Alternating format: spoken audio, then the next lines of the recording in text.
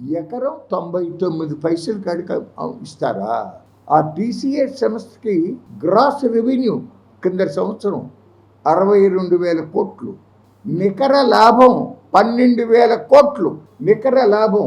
అట్లాగే కాగ్నిజెంట్ అనేటటువంటి మల్టీనేషనల్ కంపెనీకి 17,000 కోట్లు నికర లాభం. ఆ రెండిటికి ఒక్కొక్క దానికి 21 ఎకరాల కాడికి విశాఖపట్నంలో ఇచ్చారు. అంటే 320 కోట్ల రూపాయలు విలువైన స్థలాన్ని నువ్వు 21 రూపాయలకి ఇచ్చేస్తావా? ఈ తాతగాడు సొమ్ము. ఇది చాలా తప్పు చేస్తున్నారు చంద్రబాబు నాయుడు గారు.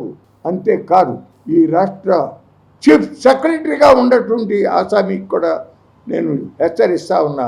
మీరు ఎట్లా ఇదివరకే చాలా పొరపాటు చేశారు. గతంలో మీరు సదర్న్ డిస్ట్రిబ్యూటరీ కంపెనీకి ఎండీగా ఉన్నప్పుడు ఆ తెలంగాణలో అక్కడ కొన్నటువంటి రేట్లు ట్రాన్స్ఫార్మర్లకు కానీ స్మార్ట్ మీటర్లకు కానీ వాటికి ఇక్కడ ఈ ఆంధ్రప్రదేశ్లో ఉన్న దాంట్లో దాదాపు 20,000 కోట్ల రూపాయలు ప్రభుత్వ ఖజానాకు నష్టం జరిగిందని